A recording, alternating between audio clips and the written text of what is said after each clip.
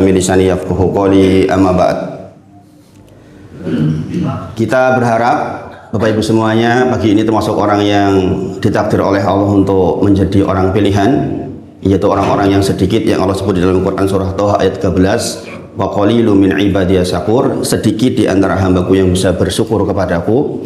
Maka kita berdoa, Allahumma ja'alna minal qalil, ya Allah jadikan kami termasuk orang yang sedikit itu, karena faktanya memang yang bersyukur sangat sedikit.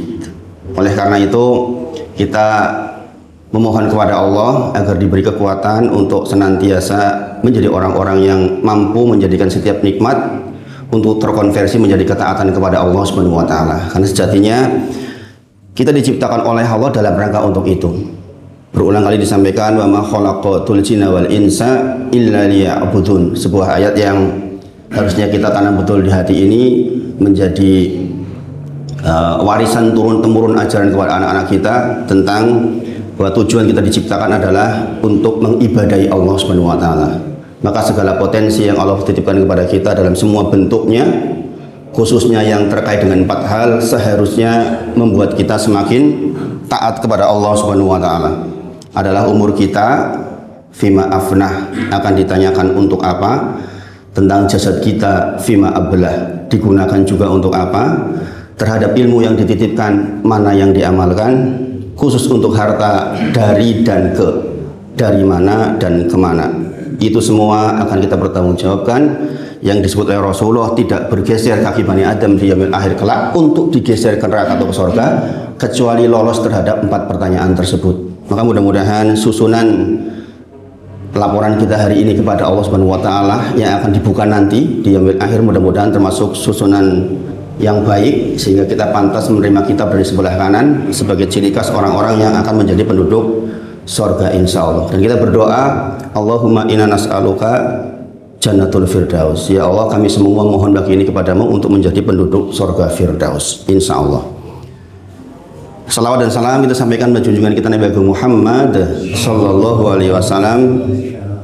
Kita tahu persis bahwa yang akan menuntun kita ke yaumil akhir di jalan yang lurus adalah profil seperti beliau sallallahu alaihi wasallam.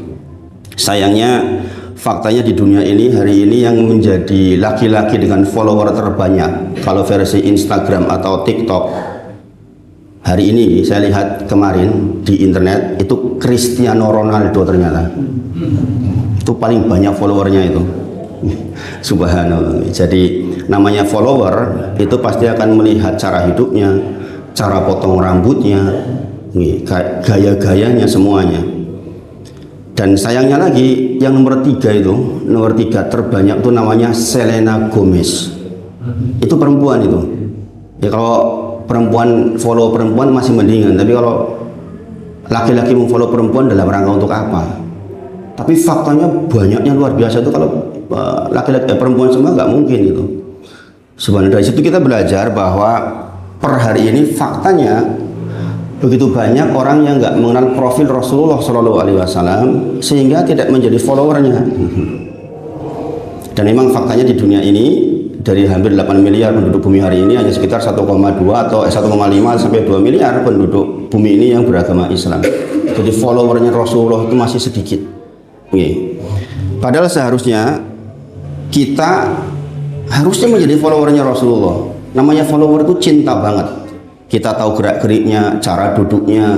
Maka bagi siapapun yang followernya Rasulullah pasti sudah pernah mencicipi kitab yang paling sahih terkait dengan apa yang menyebut tentang Rasulullah, yaitu As-Sama'il Muhammadiyah.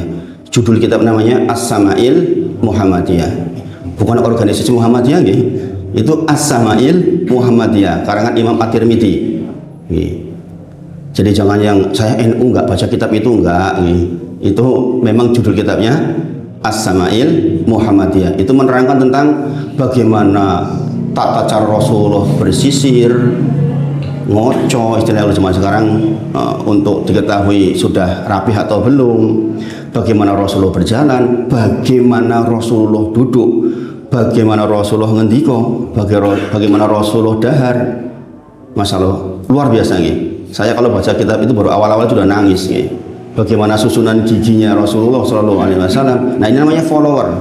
Nih, karena faktanya hari ini Orang kalau sudah menjadi follower itu bukan persoalan dia mendapat manfaat atau tidak, tapi karena cinta maka dia mengikuti semuanya. Salah satu acara paling laris hari ini infotainment. Misalnya contoh ketika musim mudik, maka acara yang mengangkat para artis ditinggal oleh pembantunya di rumah sehingga dia bekerja sendiri itu laris banget itu. Banyak yang nonton, ratingnya tinggi. Nah, inilah follower. Nah, Bapak Ibu semuanya, ini saya ceritakan ke jenengan supaya kita ingat bahwa kita punya contoh terbaik. Quran surah Al-Ahzab 21, laqad kana lakum fi rasulillahi uswatun hasanatun. Itu labelnya dari Allah langsung. Jadi ada makhluk yang pernah menginjakan di bumi ini dengan kualitas terbaik, dialah Nabi Muhammad sallallahu alaihi wasallam. Maka seharusnya kegiatan kita setiap hari ya seharusnya melihat, mencontoh, meniru Rasulullah SAW. Inilah esensi dari sholawat. Kita mengucapkan Allahumma sholli ala Muhammad wa ala ali Muhammad dalam rangka kita untuk mengingat seluruh risalahnya. Salah satunya adalah soal zikir pagi, zikir petang yang sedang kita pelajari. Adalah kebiasaan Rasulullah setiap hari ya seperti itu. Makanya kemarin jangan masih ingat di pelajaran malam Senin ketika Rasulullah keluar dari kamar mandi, kalimatnya apa? Masih ingat? Ghufranak, artinya ampunanmu ya Allah. Satu di antara tiga alasannya apa? Betul, Pak Joko pinter itu. Karena terputuslah zikir di kamar mandi. Kalimat zikir, kalimat persoalan hubungan kita dengan Allah, konektivitas kita dengan Allah Subhanahu wa taala terputus sebentar saja, tidak bisa mengucapkan zikir. Rasulullah minta ampun, ghufranak. Bayangkan nih. Nah, kita ini loh yang lebih berkebutuhan kadang-kadang seringkali malahan lupa untuk mengingat Rasulullah, mengingat Allah Subhanahu wa taala. Tentu saja dengan mengingat Allah kita mencontoh Rasulullah seharusnya. Maka kita pun kalau keluar dari kamar mandi mengucapkan ghufranak, ampunanmu ya Allah, ampunanmu ya Allah, karena baru saja kita tidak punya kesempatan untuk zikrullah. Artinya begitu keluar kamar mandi kita ingat Allah lagi sepanjang waktu. Alladzina yadhkurunallaha qiyaman wa qu'udan wa 'ala junubihim. Ciri khas orang soleh adalah orang-orang yang selalu mengingat Allah dalam kondisi berdiri, dalam kondisi duduk, dalam kondisi berbaring. Mudah-mudahan kita semua termasuk yang dirahmati oleh Allah untuk senantiasa mengingat Allah. Kata Rasulullah, ta'aruf illallah fi raha ya'rifka fi syiddah. Ini pelajaran kita kemarin. Ingat-ingatlah, kenalkanlah dirimu kepada Allah dalam kondisi longgar, dalam kondisi kita berkecukupan, dalam kondisi kita sehat, dalam kondisi kita tidak ada masalah. Ya'rifka fi syiddah. Nanti ketika sempit Allah akan ingat kita. Jadi soal mengingat Allah itu bukan soal ketika sempit Bapak Ibu semuanya, tapi justru ketika sangat longgar itu adalah ingatan yang sangat dihargai oleh Allah Subhanahu wa taala. Dan kisahnya sudah saya sampaikan, kisahnya Nabi Yunus alaihissalam yang dikatakan kalau bukan karena falaula annahu kana minal musabbin, kalaulah dia bukan termasuk orang yang banyak bertasbih waktu longgar, niscaya dia akan berada di batnil hut sampai hari dibangkitkan. Tapi disebabkan karena waktu longgar selalu mengingat Allah, maka dimudahkan untuk keluar dari persoalannya. Kalau kita lihat ayat-ayatnya sangat menakjubkan di dalam Quran surah As-Saffat ayat ke 143 dan 144. Bapak Ibu semuanya, untuk menjadikan zikir kita menjadi zikir yang berkualitas sudah kita pahami bersama bahwa kita memahami maknanya. Bahkan para ulama menyimpulkan satu di antara 5 juga cara mendapatkan sholat khusyuk adalah memahami apa yang dibaca. Maka disebutkan kemarin membaca satu ayat dengan tadabbur lebih baik dibandingkan mengkhatamkan 30 juz tanpa tadabbur. Seringkali para ulama membahasanya satu ayat bisa dari isya ketemu pagi, sholat subuhnya dengan wudhu sholat isyanya. Itu kebiasaan Imam Syafi'i rahimahullah ta'ala. Ketika membahas ayat, kadang-kadang 1-2 ayat, ketika memang belum ketemu soalnya, maka sholat subuhnya dengan wudhu sholat isya. Artinya apa? ratu rublas demi untuk mempelajari Al-Quran. Nah, kita mungkin tidak sejauh itu, kita tinggal menukil, kita tinggal ambil, insya Allah jauh lebih ringan, tinggal mau apa tidak. Baik, kita kemarin sudah membahas tentang istighfar. Sebenarnya subbab pembahasan istighfar, setidaknya para ulama menyebut ada 13 manfaatnya dikaitkan dengan ayat dan hadis. Tertulis dalam banyak kitab. Tetapi kita pagi ini tidak sedang membahas khusus istighfar, kita membahas zikir secara umum. Maka mudah-mudahan apa yang disampaikan singkat tentang istighfar kemarin masih diingat. Pak Joko, arti istighfar apa Pak Joko? Istighfar dari kata apa istighfar? Tolabul maghfirah, meminta maghfirah. Maghfirah bahasa Arab dari kalimat apa kemarin? Mikfar. Mikfar artinya apa? Topi wojo, topinya Pak Joko dulu waktu jadi tentara. Fungsinya dua, siter dan wikoyah, menjadi penutup dan menjadi pelindung. Beda dengan kolan suah. Ini kolan suah namanya dalam bahasa Arab. Atau yang lain. Yang lain fungsinya hanya sebagai siter, penutup saja.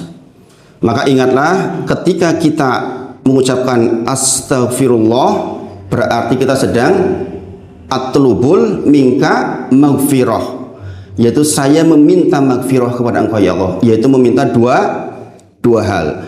Insya Allah sepanjang seminggu terakhir istighfarnya sudah diliputi perasaan begini belum Bapak Ibu? Dengan astagfirullah, ya Allah tutup aib saya ya Allah, pertama. Yang kedua, ya Allah jangan jadikan dosa saya pun berasar. Asar itu dampak Bapak Ibu, dampak akibat dari dosa kita. Kita astagfirullah wa atubu ilaihi, ya Allah tolong ya Allah, dosa-dosa saya ya Allah tutup ya Allah. Kalau nggak ditutup apa jadinya kita?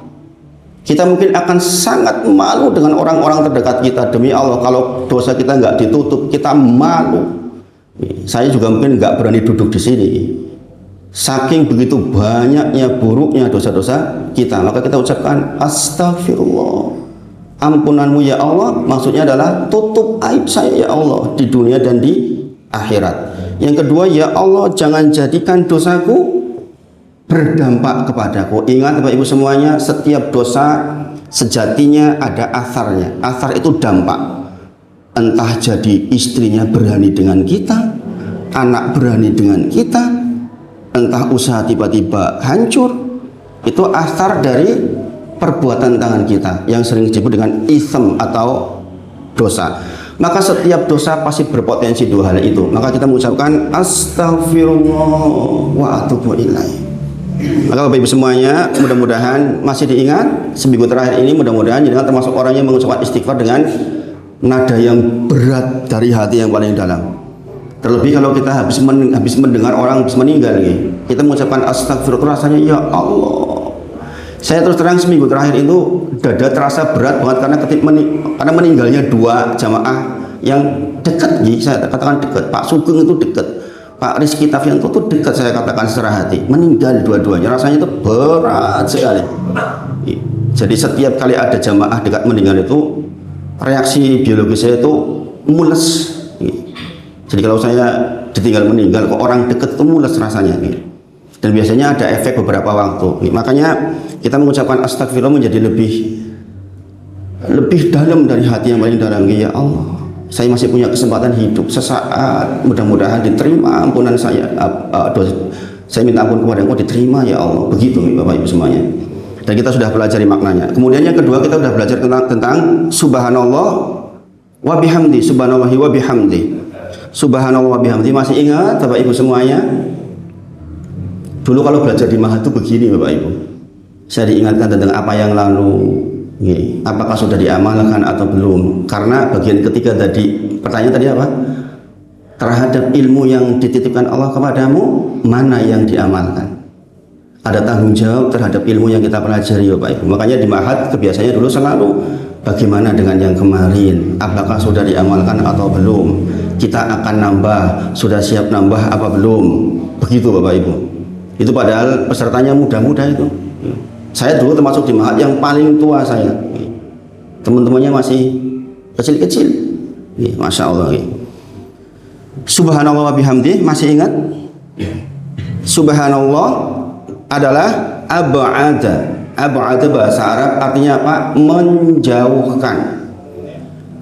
Subhanallah tasbih itu artinya apa? Maha suci Allah. Dalam bahasa Arab, maha suci Allah maksudnya adalah ab'ada, yaitu menjauhkan. Menjauhkan apa? Menjauhkan hati dan pikiran kita dari persangkaan buruk kepada Allah Subhanahu wa taala, bahwa Allah punya kekurangan, bahwa Allah keliru, bahwa Allah buruk, Allah dan semuanya prasangka-prasangka buruk terhadap Allah. Maka pastikan ketika jenengan mengucapkan subhanallah, itu semua hilang. Itu namanya jenengan menyucikan Allah dari seluruh kekurangan, dari seluruh aib. Makanya pantas timbangannya berat sekali yang namanya ucapan subhanallah wa bihamdi. Kemarin sudah saya sampaikan hadisnya, kalimatani habibatani ila rahmani khafifatani ala lisan takhilatani fil mizan subhanallahi wa bihamdihi subhanallahil azim. Dua kalimat yang sangat dicintai oleh Ar-Rahman, yaitu Allah Subhanahu wa taala. Khafifatani ala lisan, gampang mengucapkannya di lisan, ringan mengucapkannya di lisan. Takhilatani fil mizan, berat sekali timbangannya nanti di mizan. Dia adalah subhanallahi wa bihamdi subhanallahil azim. Ringan nopo berat ucapan itu Bapak Ibu? Ringan. Betul hadisnya mengatakan ringan. Tapi nanti jangan akan melihat di sana ini timbangannya sangat berat. Seminggu terakhir ini sudah mengamalkan Bapak Ibu, insya Allah insya Allah sudah kita berjalan di jalan sambil subhanallahil azim subhanallah wa bihamdi. Kalau di redaksi kitabnya yang paket dengan zikir pagi zikir petang itu 100 kali, 100 kali. Maka jangan kurang 100 kali. Dan kita sudah sebutkan ayat-ayat pendukung terkait dengan ucapan tasbih ini. Di antaranya adalah Quran surah Al-Hasr ayat ke-23 yang para imam biasanya selalu hafal. Pak Abu sudah pernah baca di depan, Mas Hasan sudah pernah baca di depan. Imam-imam sering baca Quran surah Al-Hasr ini yang diakhiri dengan kalimat subhanallahi amma yusyrikun. Maha suci Allah dari apa yang mereka persekutukan. Dan ayat semisal ini selalu dihadirkan oleh Allah untuk membantah kekurangan Allah Subhanahu wa taala. Ketika Allah diprasangkai punya anak, maka ditutup dengan subhanallahi amma yusyrikun, menunjukkan bahwa Allah itu enggak begitu. Kemudian di dalam Quran surah At-Taubah ayat 31 juga sama redaksinya, subhanallahi amma yusyrikun. Di dalam Quran surah Az-Zumar ayat 67 disebutkan subhanallahi wa ta'ala amma yusyrikun. Ini menunjukkan bahwa Allah itu suci betul, sehingga kita sadar sepenuhnya sedang bersandar kepada zat yang memang benar-benar suci. Maka semua yang diterima oleh Allah adalah yang indah-indah. Nah, ini dua zikir yang pendek. Kenapa saya ajarkan di awal? Karena ini jenengan sudah hafal, langsung bisa dipraktekkan maksudnya. Karena di dalam kitab zikir pagi zikir petang tidak harus urut bacanya Bapak Ibu. Kitab yang jenengan pegang itu jangan baca dibolak-balik boleh. Mungkin habis ini pulang pakai motor, sempatnya ucapkan astagfirullah wa atubu ilaih. Silakan jenengan Mbah kondur Karena ada waktu tuh lumayan tuh baca astagfirullah wa atubu ilaih. Kalau diajarkan yang panjang dulu khawatirnya nggak langsung jenengan amal kan. Kan harus dibaca sebagian. Maka saya ajarkan dari yang pendek-pendek dulu, dan inilah metode pengajaran fikih dzikir pagi dzikir petang dulu ketika saya di pondok ya seperti ini, dari yang pendek-pendek dulu untuk meringankan pikiran. Kemudian kalimat wa bihamdi melengkapi subhanallahi wa bihamdi. adalah pujian kita kepada Allah. Makanya kita mengucapkan alhamdulillah, segala pujian milik Allah. Jangan pernah kita klaim bahwa kelebihan kita milik kita. Bukan, Bapak Ibu, demi Allah bukan. Mas Hasan jadi dokter misalnya hari ini, itu karena memang Allah tunjuk Mas Hasan. Tapi terhadap pujian milik Allah. Makanya ada seorang teman saya kenal sangat baik. Beliau pembicara yang cukup handal di Jogja, lulusan UGM, doktor. Tapi setiap kali mau ceramah, kalau di flyernya ada doktornya, dia nggak mau. Tolong turunkan flyernya, karena dulu saya sekolah dalam rangka cari pinter, bukan cari gelar. Begitu. Ada yang begitu itu, Masya Allah. Saya kenal sangat baik dengan orangnya. Ini orang yang followernya banyak ini, Masya Allah. Karena memang orangnya bekerja di bidang seperti itu. Nah, maka kita ingat betul, segala pujian wa bihamdih itu milik Allah. Kekayaan yang kita miliki, prestasi yang kita miliki, anak-anak yang kita miliki, itu milik Allah Subhanahu wa Ta'ala. Makanya diulang-ulang. Kita di sholat bahkan minimal 17 kali. Hanya dengan sholat wajib bisa mengucapkan alhamdulillah, segala pujian milik Allah, bukan milik kita. Secara tabii, Bapak Ibu semuanya, kita manusia sangat berkebutuhan dengan pengakuan. Pengen diakui, ini loh saya pinter, ini loh saya kaya, ini loh saya berkedudukan, ini loh saya anaknya pinter-pinter. Secara tabii, kalau ulama sepakat, kita butuh itu, tapi jangan kebutuhan itu dipenuhi, karena segala pujian milik Allah. Bapak Ibu semuanya, inilah di antara sumber bahaya penyakit ain. Ketika ada orang memuji jenengan atau hasad kepada jenengan sebaliknya, karena jenengan pinter, karena jenengan kaya, karena jenengan hebat, kok jenengan nggak mengembalikan pujian itu kepada Allah, kita bisa demam, Bapak Ibu semuanya. Namanya penyakit ain, penyakit karena pandangan mata. Tiba-tiba kok anak saya jadi kayak gini, tiba-tiba kok jadi begini, itu penyakit ain biasanya. Dan saya menemukan hal ini udah sangat-sangat sering. Kita memuji Allah karena dua hal, Bapak Ibu semuanya. Yang pertama, karena sifat-sifat Allah yang maha tinggi. Kita tahu Allah maha adil, maha indah, dan maha segalanya. Karena secara zatnya Allah punya sifat yang baik, maka kita mengucapkan alhamdulillah, subhanallah wa bihamdih. Sebagaimana kita memuji orang secara zatnya, kadang-kadang jenengan mungkin nggak pernah dapat manfaat dari orang itu, jenengan nggak pernah diberi uang oleh orang itu, tapi jenengan kadang-kadang secara alami memuji orang itu karena gantengnya.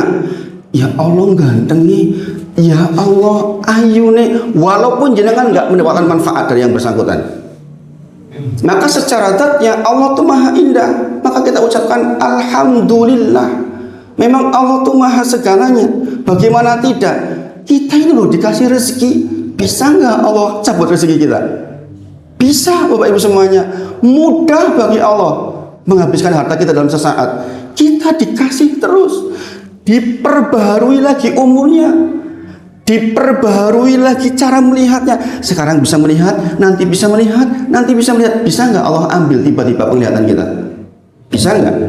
Bisa. Secara zatnya Allah itu maha indah, maha adil, pengasih luar biasa. Makanya dengan alasan itu kita subhanallah wa bihamdih, segala puji milik Allah, alhamdulillah. Coba dengan baca Al-Fatihah dengan pengertian ini, baru alhamdulillah bisa nangis, Bapak Ibu. Karena jenengan tahu, dengan hidup di atas kebaikan-kebaikan dari Allah, bukan karena pinter-pinternya kita, Bapak Ibu semuanya. Kalau pinter menjadikan kaya, seharusnya seluruh profesor kaya raya, Bapak Ibu. Faktanya tidak demikian. Kalau bodoh membuat jadi orang miskin, betapa banyak nggak lulus SD kaya raya. Maka itu karena Allah memang pilih kita di situ. Kalau kita dibalik posisinya belum tentu kuat, maka kita ucapkan alhamdulillah, ya Allah baik banget sama saya. Coba zikir dengan kualitas seperti ini, nangis sih Bapak Ibu kita. Yang kedua, alasan kita memuji Allah wa bihamdi adalah karena banyaknya nikmat yang kita rasakan yang tidak ada henti-hentinya. Tidak meninggal seseorang kecuali rizkinya sudah habis. Sebelum habis maka dia masih hidup, Bapak Ibu semuanya. Ada satu kisah yang menakjubkan. Seseorang terjatuh ke dalam sumur. Ini masyhur di kitab para ulama ini. Ternyata kemudian ketahuan oleh orang-orang, maka kemudian ditolongilah orang itu. Ditolongin sampai bisa naik ke atas sumur. Kemudian diberi minum segelas susu. Kemudian ditanya, tadi bagaimana kok jenengan bisa sampai jatuh ke dalam sumur? Dia ceritakan sambil mempraktekkan ceritanya itu, nyeblung sumur lagi, meninggal. Bayangin Bapak Ibu, karena masih punya jatah rezeki satu gelas susu, wis tiba yang sumur ya ora mati.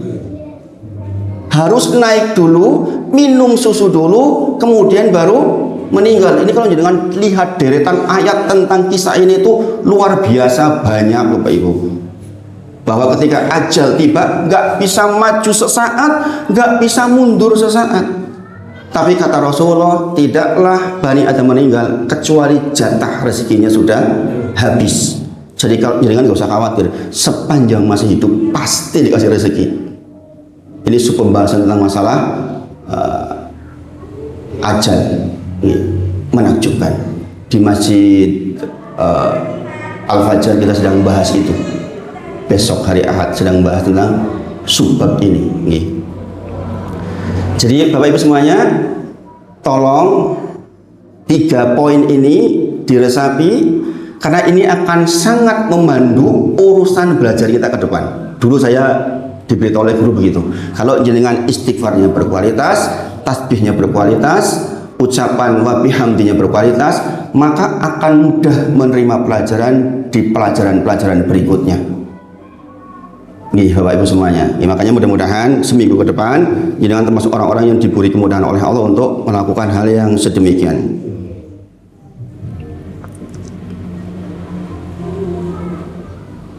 Kemudian Bapak Ibu semuanya, sekarang kita masuk ke dzikir berikutnya. Ada yang bawa kitabnya enggak? Ini agak panjang yang sekarang. Bismillah. Kitabnya kalau bisa disakuin itu menjadi buku saku kita. Makanya saya belikan yang kecil itu harapannya supaya dibawa kemana-mana.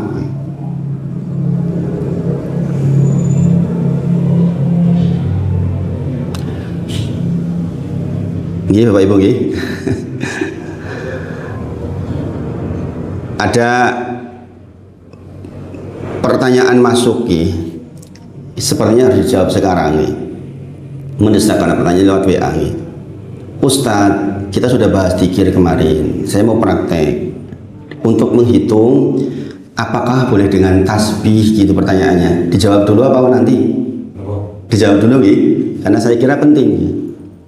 Bapak Ibu semuanya, menggunakan tasbih tentu saja boleh banget, itu hanya sarana. Ustadz, memang ada yang mengatakan tasbih itu bid'ah? Ada ulama namanya Syekh Al-Albani rahimahullah ta'ala mengatakan bid'ah. Kenapa bid'ah? Alasannya disebutkan.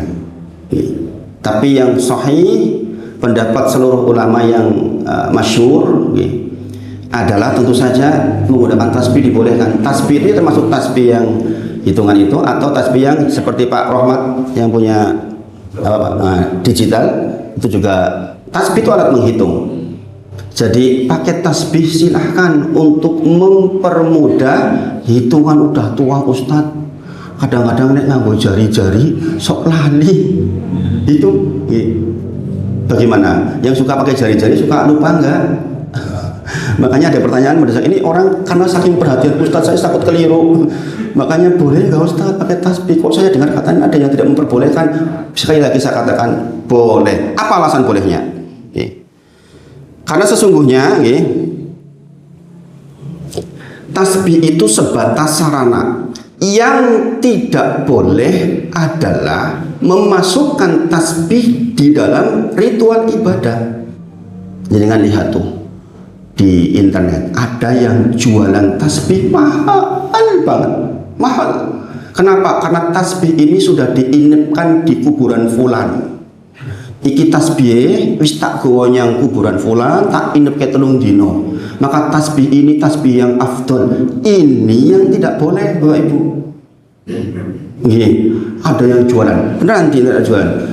Tasbih bekas kayunya kapalnya Nabi Nuh, kurang ajar men. Kayunya Nabi Nuh katanya diambil, tinggal gawe tasbih, didol puluhan juta. Nah ini yang nggak boleh Bapak Ibu kalau begitu. Karena apa? Karena jangan memasukkan ritual, bukan lagi sebagai alat hitung, tetapi sebagai alat yang merasa kalau dengan tasbih itu jenengan menjadi lebih afdol. Ini yang tidak boleh Bapak Ibu. Nih. Atau kalau misalnya jenengan pakai tasbih kemudian kalau jenengan nggak pakai tasbih merasa nggak afdol. Duh, orang nganggo tasbih rasido dikir karena nanti dikirnya jadi nggak afdol. Nah ini nggak boleh Bapak Ibu. Nih.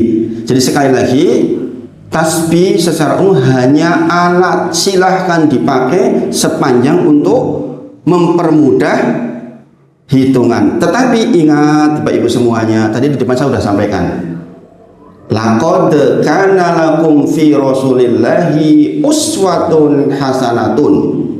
Jelas di dalam diri Rasul itu ada contoh terbaik. Sekali lagi, dalil ini saya sampaikan hanya untuk jadi bahan pertimbangan.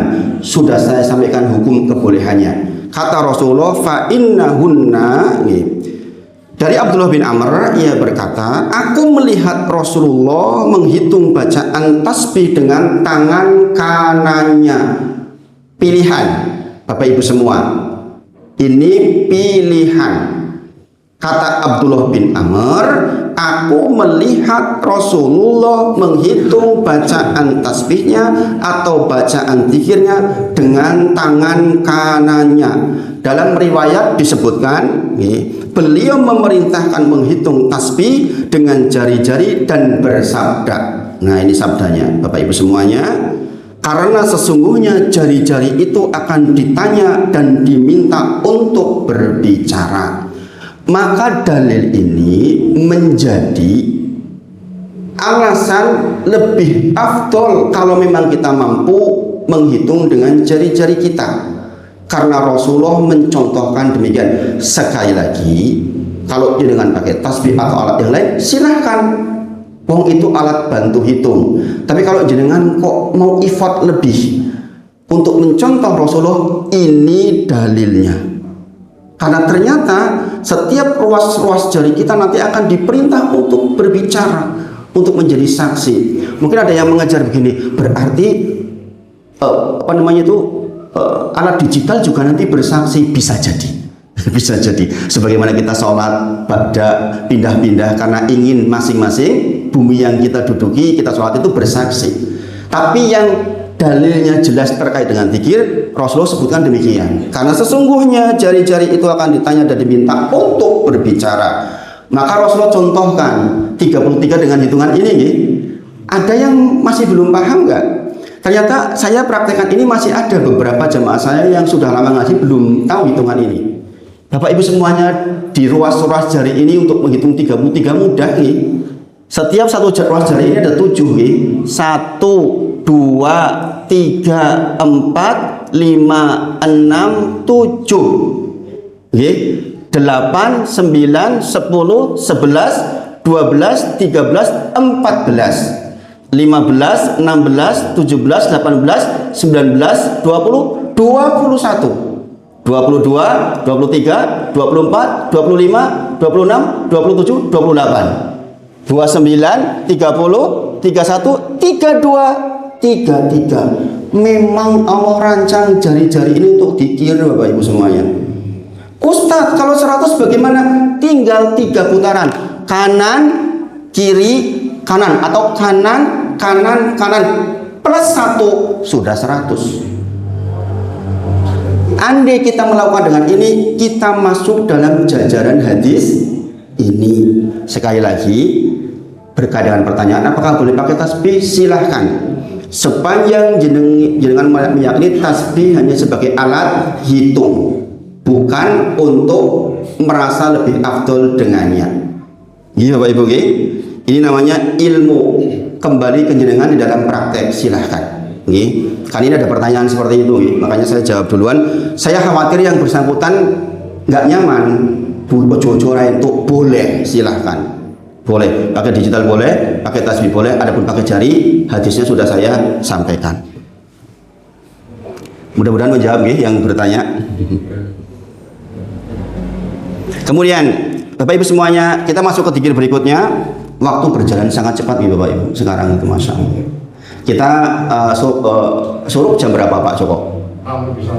Jam berapa? 6 lebih 1 menit, masih sekitar plus minus 11 menit gitu. Kalau belajarnya serius memang waktu berjalan sangat cepat Bapak Ibu. Tahu-tahu udah mau selesai gitu. Subhanallah. Baik, kita masuk ke agak panjang Bapak Ibu. Makanya kemarin saya informasikan sebenarnya ke mas-mas kita untuk kalau bisa di flyer itu suruh dibawa kitabnya. Yaitu asbahna ala fitratil Islam wa ala kalimatil ikhlas wa ala dini nabiyina Muhammadin sallallahu alaihi wasallam wa ala millati abina Ibrahim hanifa muslima wa makana minal musyrikin. Ini bukan di bagian awal, ini di bagian tengah bacaan ini di dalam kitabnya. Apa artinya asbahna ala fitratil Islam? Pagi ini saya sangat bersyukur kepada Allah karena masuk waktu pagi masih beragama Islam. Pertanyaannya, memangnya ada orang bangun tidur tiba-tiba pagi-pagi kena syubhat terus jadi tidak Islam? Banyak Bapak Ibu semuanya. Ada satu hadis dari Rasulullah, akan datang suatu masa seseorang yang di pagi harinya beriman, sore harinya kafir. Di sore harinya beriman, pagi harinya kafir. Saking banyaknya syubhat yang menyambar-nyambar per hari ini. Kalau jenengan lihat pendakwah di YouTube hari ini, bahkan ada pendakwah yang terkenal mengatakan, siapa bilang sholat wajib? Siapa bilang Rasulullah Isra Mi'raj? Bagaimana mungkin itu tuh hanya kisah-kisah dongeng? Bagaimana mungkin Rasulullah dalam satu malam sampai ke Sidratul Muntaha? Mustahil. Ini dai terkenal nasional Bapak Ibu semuanya. Bagi sebagian orang yang belum penuh betul keyakinannya, bisa goyang Bapak Ibu semuanya. Maka nanti di antara zikir yang kita bahas adalah kita berlindung kepada Allah dari su'il kibar, keburukan hari tua. Bapak Ibu semuanya, kita semua sudah tua nih. Rasulullah meminta kepada Allah, ya Allah saya berlindung kepada Allah dari su'il kibar, keburukan hari tua. Kenapa? Mbah Jumono sudah sepuh.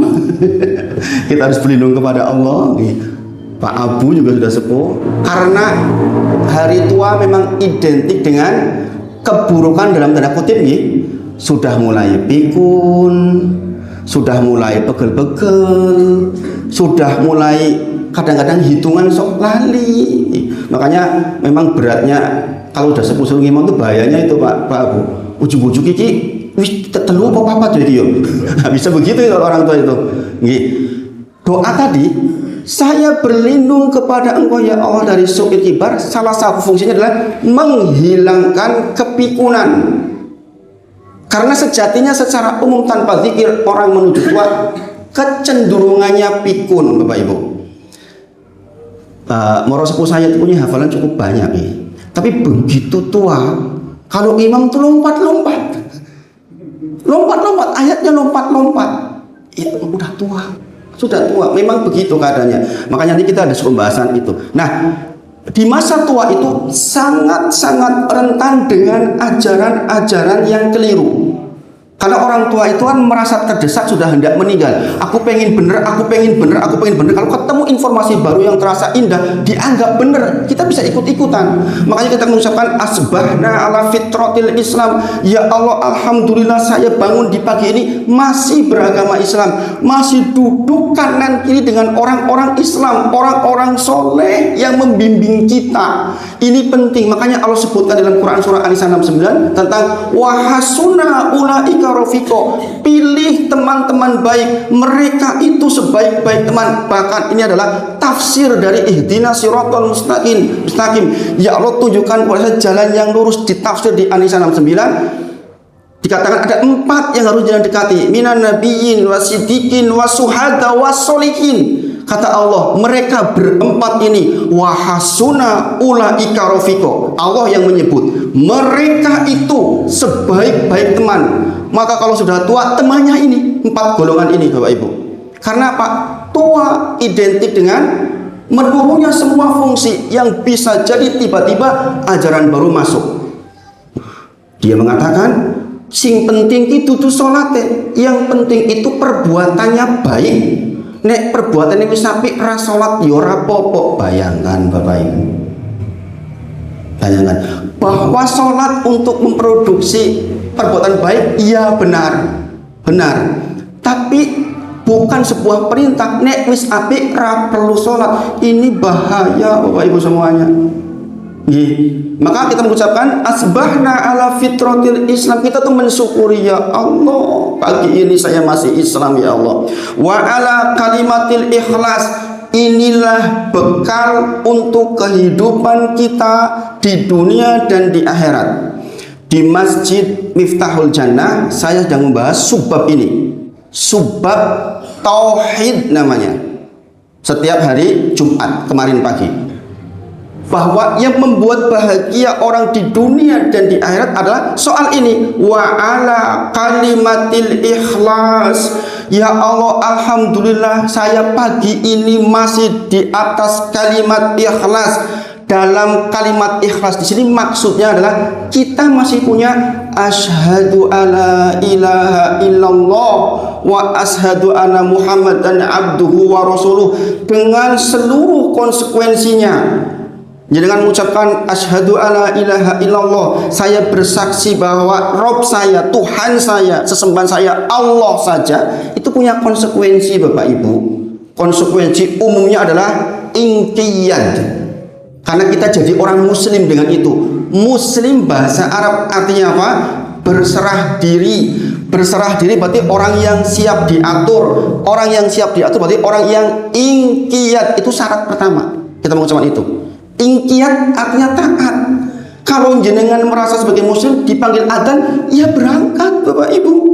Kita dengar sami'na wa ata'na, saya dengar, saya taat, begitu.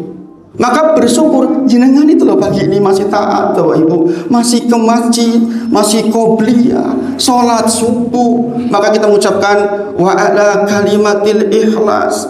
Kita mengucapkan wa asyhadu anna muhammadan abduhu wa rasuluh dengan 5 konsekuensi.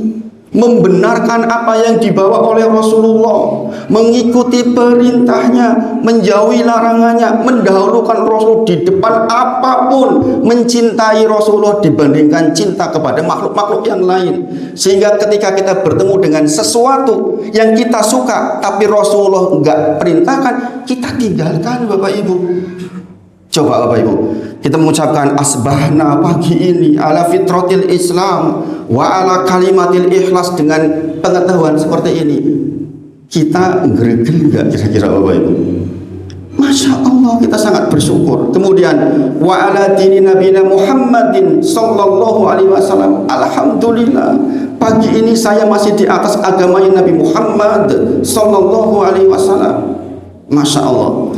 Kemudian wa ala milati abina Ibrahim, baru saja lewat di bulan Dzulhijjah mempelajari tentang Ibrahim alaihissalam di Masjid Mancasani Al-Ma'arij. Kita bahas 4 kali pertemuan tentang kisah Ibrahim, diambil untuk bab tauhidnya. Ini terkait dengan wa ala millati abina Ibrahim. Ya Allah, saya masih di atas milahnya Ibrahim. Milah Ibrahim itu adalah milah yang tidak pernah berbuat syirik. Kita tidak pernah berdoa kepada selain Allah, meminta kepada selain Allah, bertawakal kepada selain Allah. Kita benar-benar menjadikan Allah sandaran kita. Qul huwallahu ahad, Allahu somad. Dialah tempat bergantung, dialah yang esa. Kita pagi ini masih begitu kan Bapak Ibu? Dengan hari ini hendak bekerja misalnya, atau hendak jalan-jalan, atau hendak apapun, pastikan kita bergantung kepada Allah Subhanahu wa taala.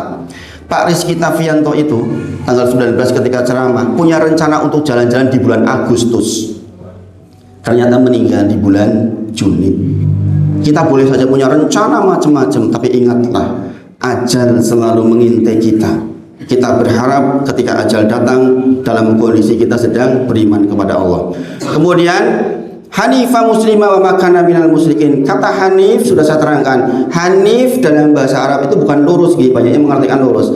Hanif itu justru cenderung bengkok menuju kepada kebaikan. Dulu saya terangkan ke jenengan. Ini ada baik, ini ada buruk. Orang Hanif itu begini. Ini Hanif. Ini ada syirik, ada tauhid. Orang Hanif itu begini. Bukan begini Bapak Ibu. Bukan di tengah. Orang Hanif itu cenderung kepada kebaikan. Ada amal baik, ada yang jelek, kita cenderung ini namanya Hanif. Maka dikatakan Hanifah muslimah wa makana minal musyrikin. Ini adalah agama yang hanif dan tidak pernah ada kesirikan di dalamnya. Maka dzikir ini Bapak Ibu dibaca dengan pemahaman asbahna ala fitratil Islam wa ala kalimatil ikhlas wa ala dini nabina Muhammadin sallallahu alaihi wasallam wa ala millati abina Ibrahim hanifah muslimah wa makana minal musyrikin. Lama-lama nanti hafal sendiri Bapak Ibu. Ibu saya dulu sepuh 60 tahun lebih juga hafal kecepal karena saking seringnya dibaca. Sebagaimana pernah sudah sampaikan, kalau moco Al-Fatihah jenengan hafal toh, karena saking seringnya moco Al-Fatihah. Maka ini juga sama, kalau sudah menjadi kebiasaan bagi jenengan, maka otomatis hafal dengan sendirinya.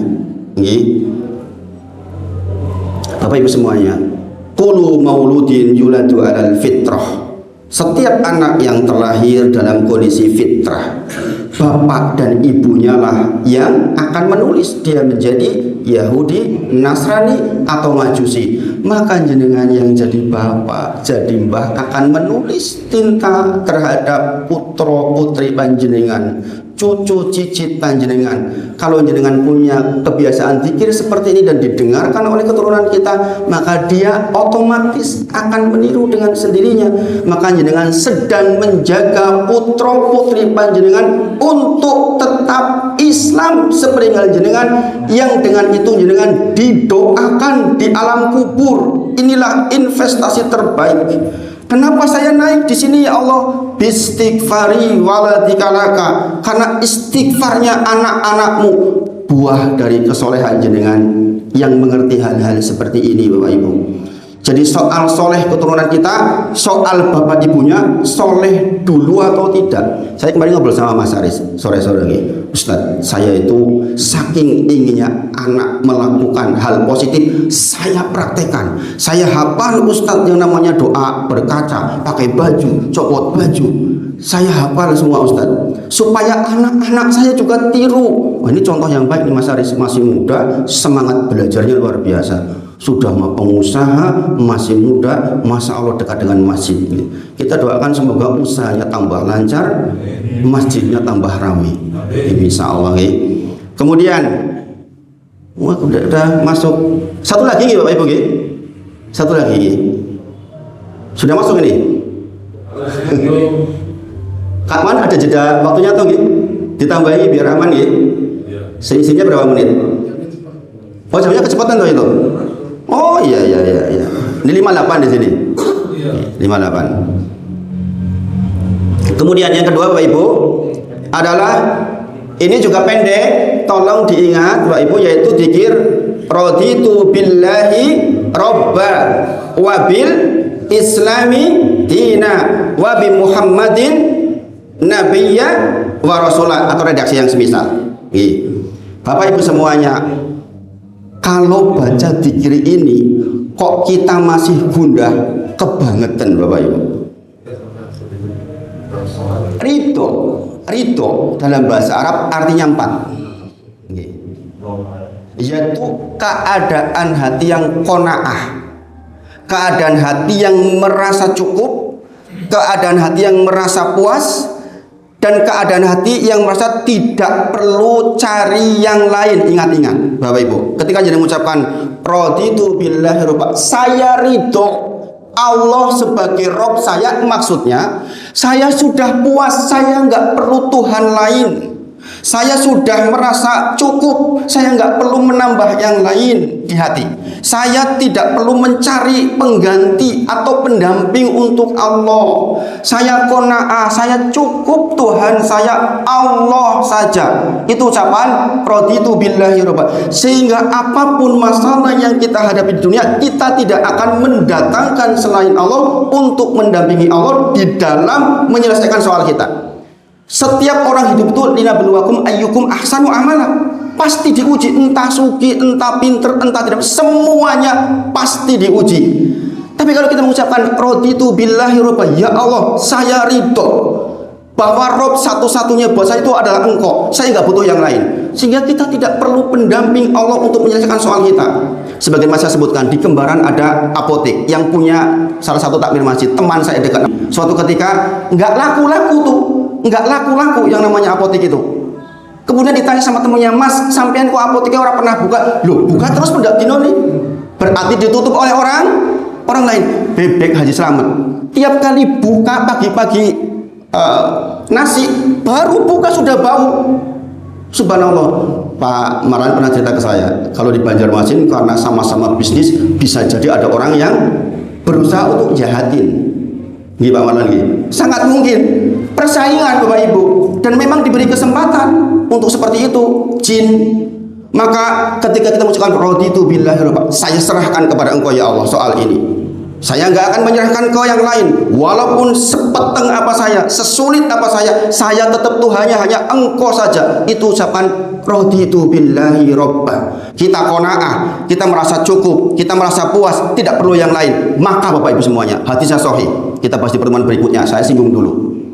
Siapapun yang mengucapkan raditu billahi robba wabil islami dina dan seterusnya, maka Allah mewajibkan dirinya untuk membuat yang mengucapkan nyaman di dunia dan di akhirat. Nyaman di akhirat berarti jenengan jaminan masuk surganya Allah Subhanahu wa taala. Bayangkan Bapak Ibu, kalau kita sudah mengucapkan raditu billahi robba, kita betul-betul puas betul dengan Tuhan kita Allah. Kita maka akan menghadirkan keadaan jiwa yang sangat mapan, sehingga kita akan tentrem. Raditu billahi robba wabil islami dina. Kita ridho Islam ini agama saya nggak butuh agama-agama yang lain. Masya Allah. Ini yang disampaikan pagi ini Bapak Ibu. Ini sudah jam 6:02. Saya khawatir melewati waktunya. Kita mudah-mudahan mendapatkan manfaat dari pelajaran pagi ini. Insya Allah di pertemuan berikutnya kita sambung lagi tentang makna-makna dzikir seperti ini, sehingga setiap yang dengan baca betul-betul punya pengaruh dalam kehidupan ini. Mohon maaf jika ada hal yang kurang bihas di hati. Adakah pertanyaan? Monggo dinyalakan itunya biar ada suaranya.